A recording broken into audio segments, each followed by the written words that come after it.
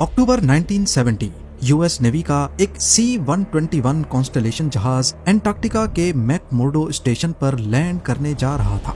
मौसम इंतहाई खराब था और पायलट को सामने कुछ नजर नहीं आ रहा था, पर फिर भी वो बहुत कॉन्फिडेंट था क्योंकि कॉकपिट में लगा कंपास उसे एटीसी की बताई हुई सही डायरेक्शन दिखा रहा था।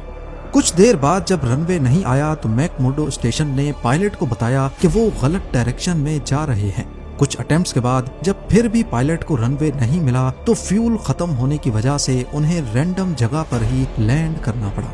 खुशकिस्मती से इस हादसे में कोई जानी नुकसान तो नहीं हुआ, लेकिन सवाल ये है कि कंपास की मदद से जब पायलट एटीसी की बताई हुई डायरेक्शन पर जा रहा था तो आखिर वो गलत डायरेक्शन में कैसे चला गया। बाद में मालूम पड़ा कि ना तो जहाज का कंपास खराब था और ना ही एटीसी ने गलत डायरेक्शन बताई थी। असल वजह वो तीसरी ताकत थी जिस पर किसी का जोर नहीं चल पाता। एविएशन एक्सपर्ट्स ने इस तीसरी ताकत से लड़ने के बजाय इसके साथ रहना सीख लिया है और इसका सबसे बड़ा राज छुपा है रनवे पर लिखे नंबर्स में। ज़ेन टीवी की वीडियोस में एक बार फिर से खुशामदीद। नाज़रीन, सैटेलाइट इमेज में देखें तो दुबई इंटरनेशनल एयरपोर्ट का ये रनवे नंबर 30L है, पर आखिर इस 30 का मतलब क्या है? सिर्फ दुबई ही नहीं, दुनिया के किसी भी एयरपोर्ट को आप देखेंगे तो सबका नंबर 1 से 36 के दरमियान ही होगा। रनवे नंबर्स सिर्फ एक नंबर नहीं होता, बल्कि इसके पीछे एक ऐसी इंटरेस्टिंग लॉजिक छुपी होती है जो पायलट को बहुत कुछ बताती है। जब भी कोई प्लेन टेक ऑफ या लैंड करता है तो पायलट का सबसे अहम मिशन होता है कि ये काम इंतहाई स्मूथली किया जाए। एक तो ये पैसेंजर्स की सेफ्टी के लिए भी अच्छा है और एयरलाइन के लिए भी। इस स्मूथ लैंडिंग के लिए पायलट हमेशा हवा की ऑपोजिट डायरेक्शन में प्लेन को लैंड या टेक ऑफ करवाता है। इस ऑपोजिट डायरेक्शन में पड़ने वाली विंड को हम हेड विंड कहते हैं। देखें, प्लेन टेक ऑफ तब करता है जब उसके विंग्स पर एक खास एयर स्पीड यानी हवा की स्पीड पड़ती है। विंग्स पर पड़ने वाली ये एयर स्पीड सिर्फ 2 तरीकों से ही पैदा हो सकती है, या तो उस वक्त नेचुरली हवा बहुत तेज हो या फिर प्लेन को इंजन की मदद से आगे पुश किया जाए।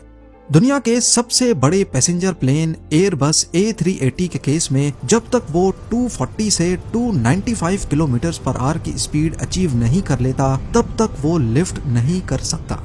यानी रनवे पर जब वो 240 किलोमीटर पर आवर की स्पीड पर चल रहा हो तो इसका मतलब है कि उसके विंग्स पर भी इतनी ही स्पीड की हवा लग रही है। लेकिन अगर रनवे पर सामने से head wind 40 kilometre per hour की चल रही हो तो प्लेन को लिफ्ट ऑफ होने के लिए 240 के बजाय 200 किलोमीटर पर आवर की स्पीड अचीव करनी होगी। क्योंकि सामने से विंड आ रही है 40, प्लेन की स्पीड है 200, तो विंग्स पर टोटल एयर स्पीड हो जाएगी 240 किलोमीटर पर आवर। यानी वो हेड विंड ही है जिसकी वजह से प्लेन का टेक ऑफ कुछ सेकंड्स पहले हो जाएगा, वो भी कम पावर में। और बिल्कुल ऐसा ही लैंडिंग के वक्त भी होता है। अगर सामने से हेडविंड चल रही हो तो प्लेन की जमीन के मुकाबले में रफ्तार, जिसे ग्राउंड स्पीड कहते हैं, कम हो जाती है, जिससे लैंडिंग इंतहाई स्मूथ होती है। लेकिन अगर सामने से कोई हवा ना हो तो प्लेन जमीन के मुकाबले बहुत तेज आएगा। टच डाउन पे ना सिर्फ झटका लगेगा बल्कि इतने तेज प्लेन को रनवे खत्म होने से पहले रोकने के लिए पायलट को हैवी ब्रेकिंग, फ्लैप्स और रिवर्स इंजन थ्रस्ट का बहुत ज्यादा इस्तेमाल करना पड़ता है, जो कि सेफ्टी के लिए भी सही नहीं है और इससे टायर्स और इंजन को भी नुकसान पहुंचता है।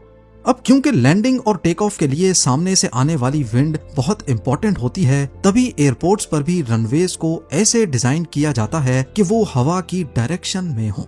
दुनिया के अक्सर एरियाज में साल भर हवा सिर्फ 2 डायरेक्शंस में चलती है, एक डायरेक्शन गर्मियों की और दूसरी सर्दियों की। जैसे दुबई में सिर्फ नॉर्थ वेस्ट और साउथ ईस्ट से हवा चलती है, तो वहाँ रनवेज भी उसी डायरेक्शन में है। अगर विंड नॉर्थ वेस्ट से होगी तो प्लेन्स को डेजर्ट वाली साइड से आकर लैंड करना होगा और ऐसे ही अरेबियन गल्फ की तरफ टेक ऑफ होगा।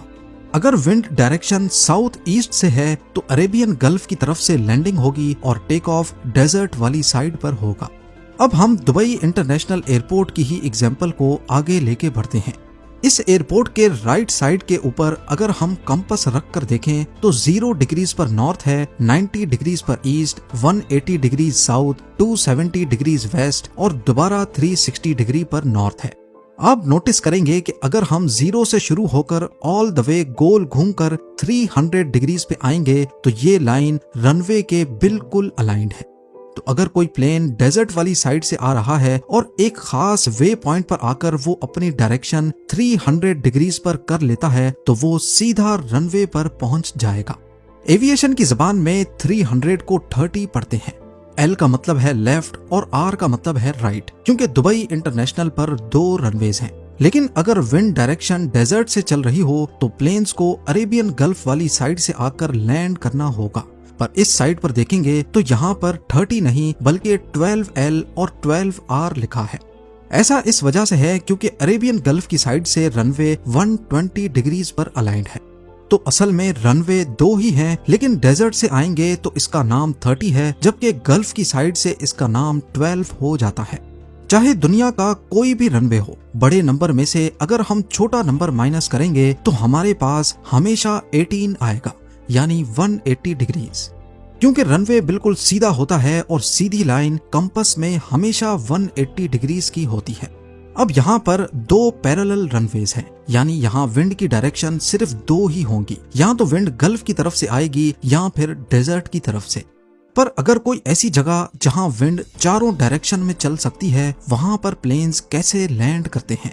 इसके लिए हम चलते हैं मुंबई इंटरनेशनल एयरपोर्ट, जहां पर आप 2 इंटरसेक्टिंग रनवेज देख सकते हैं। यहाँ अगर विंड ईस्ट से चल रही है तो लैंडिंग और टेक ऑफ के लिए रनवे 9 इस्तेमाल होगा, जिसका मतलब है 90 डिग्रीज।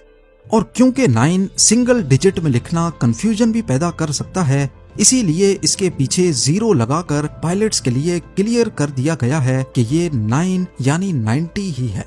इसी रनवे के दूसरे एंड का नंबर क्या होगा? हम सिंपली 18 में 9 प्लस करेंगे 27। अगर विंड वेस्ट से चल रही है तो प्लेन्स 27 यानी 270 डिग्रीज की सीध में आएंगे तो सीधा रनवे पर पहुंच जाएंगे। मुंबई की जियोग्राफिकल लोकेशन कुछ ऐसी है कि यहाँ साल भर सिर्फ 2 डायरेक्शन से हवा नहीं चलती और इन दिनों में टेक ऑफ और लैंडिंग्स दूसरे रनवे पर होती हैं जो पहले वाले को इंटरसेक्ट कर रहा है, रनवे 32 या फिर 14। तो यहाँ तक हमें क्लियर है कि रनवे नंबर्स कोई रैंडम नंबर नहीं बल्कि ये कंपास का एंगल और विंड की डायरेक्शन के बारे में बताता है। सिंप्लीफाई किया जाए तो अगर विंड नॉर्थ वेस्ट से आ रही है तो मुंबई ATC प्लेन को लैंडिंग के लिए रनवे 32 असाइन करेगा। अब पहले वो प्लेन एक खास वे पॉइंट पर जाएगा जो कि इसी रनवे की सीध में रनसाई रिजर्वायर के ऊपर कोई इमेजिनरी पॉइंट होगा और फिर वहां से पायलट जहाज को 32 यानी 320 डिग्रीज में टर्न करेगा, जिससे वो सीधा रनवे 32 तक पहुंच सकता है। यहाँ आपको लग रहा होगा कि रनवे नंबर कंपास लोकेशन का एंगल होता है और जाहिर है ये एंगल कभी चेंज नहीं हो सकता, तो रनवे नंबर्स भी चेंज नहीं होंगे, पर ऐसा नहीं है। आइए चलते हैं नॉर्वे के क्रिस्टियन सैंड एयरपोर्ट पर। जुलाई 2025 की सैटेलाइट इमेज में देखा जाए तो यहाँ रनवे का नंबर 21 है और दूसरी तरफ 3, यानी जो नॉर्थ से आएगा उसको रनवे 210 डिग्रीज पे मिलेगा और स्कैगरेक स्ट्रेट की तरफ से आने पर 30 डिग्रीज पर। लेकिन 10 साल पीछे जाएंगे तो यही रनवे था, लेकिन इसका नंबर फर्क, एक तरफ 22 और दूसरी तरफ 04, यानी स्कैगरेक स्ट्रेट की तरफ से आने पर जो रनवे अभी 30 डिग्रीज पर पड़ता है, पहले वो 40 डिग्रीज पे था। ऐसा क्यों है? क्या एयरपोर्ट मैनेजमेंट से कोई गलती हो गई, कंपास खराब था या कुछ और? आइए समझते हैं हमारी दुनिया की वो ताकत जिस पर किसी का बस नहीं चलता, मैग्नेटिक ड्रिफ्ट। हमारी जमीन सिर्फ मिट्टी और पत्थर का ढेर नहीं बल्कि इसके बिल्कुल सेंटर में पिघला हुआ लोहा मौजूद है जो लगातार घूम रहा है। इस घूमते हुए लिक्विड आयरन की वजह से जमीन के चारों तरफ एक बहुत बड़ी मैग्नेटिक फील्ड पैदा हो जाती है, यानी हमारी जमीन स्पेस में एक बहुत बड़े मैग्नेट की तरह काम करती है।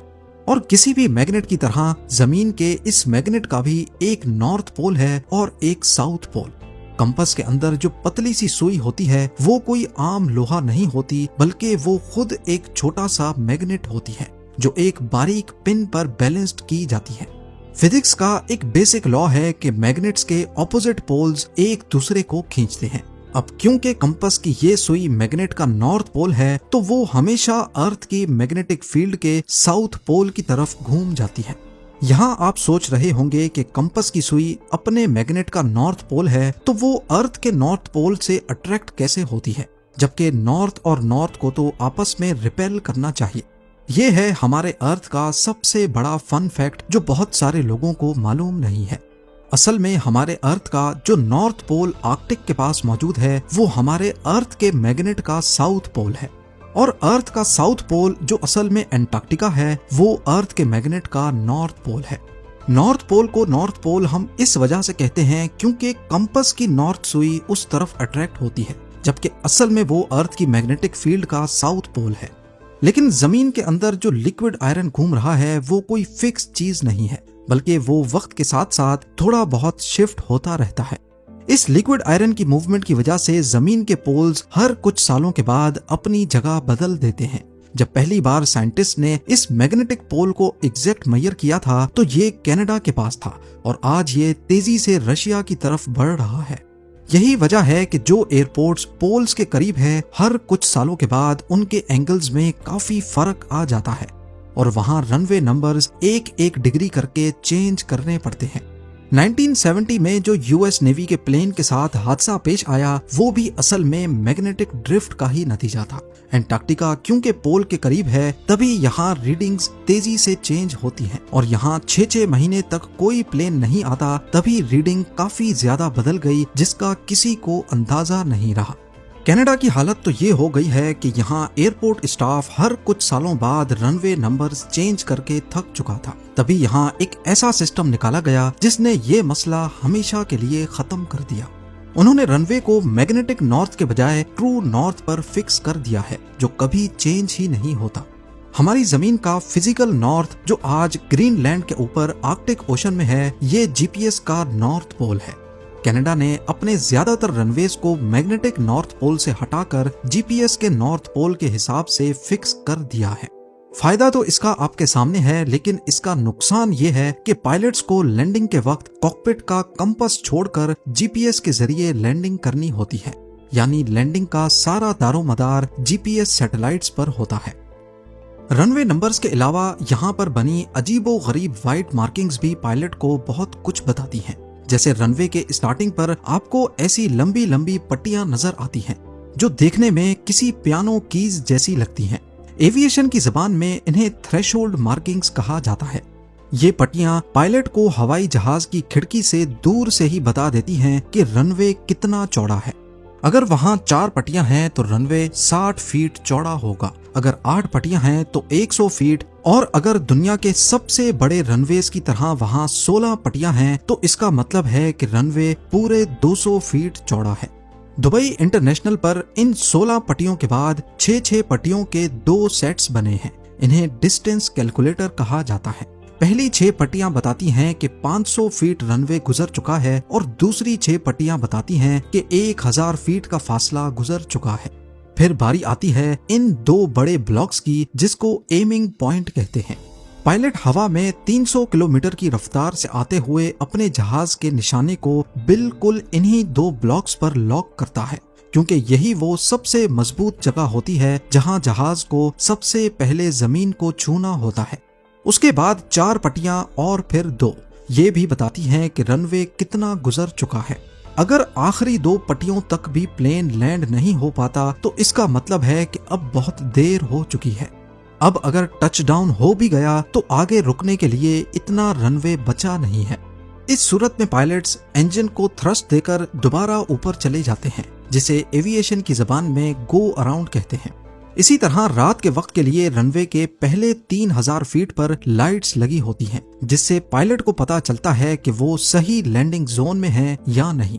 जो लाइट्स अप्रोचिंग साइड पर ग्रीन होती हैं, जिनका मतलब है कि ये सही टच डाउन एरिया है, वही लाइट्स दूसरे साइड से देखने पर रेड होती हैं, जिसका मतलब है कि रनवे खत्म हो रहा है। रनवे के किनारे पर व्हाइट लाइट्स होती हैं, लेकिन आखिरी 2000 फीट पे इनका कलर येलो हो जाता है, जिससे पायलट को पता चलता है कि रनवे खत्म होने वाला है। आखिरी 3000 फीट पे सेंटर लाइन पर रेड और व्हाइट ऑल्टरनेटिंग लाइट्स जलती हैं, यानी एक व्हाइट और दूसरी रेड। लेकिन आखिरी 1000 फीट पे ये सारी सॉलिड रेड हो जाती हैं। पर अगर मौसम खराब हो या धुंध छाई हो तो ये पट्टियां नजर नहीं आती। फिर आखिर लैंडिंग कैसे होती है?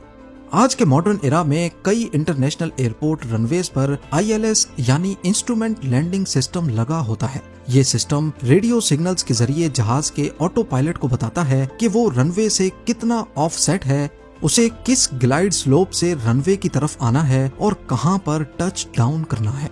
अगली बार जब आप प्लेन की खिड़की से बाहर देखेंगे तो रनवे मार्किंग्स और रनवे नंबर्स की ये जबान आपको भी काफी हद तक समझ आ जाएगी। उम्मीद है जेम टीवी की ये वीडियो भी आप लोग भरपूर लाइक और शेयर करेंगे। आप लोगों के प्यार भरे कमेंट्स का बेहद शुक्रिया। मिलते हैं अगली शानदार वीडियो में।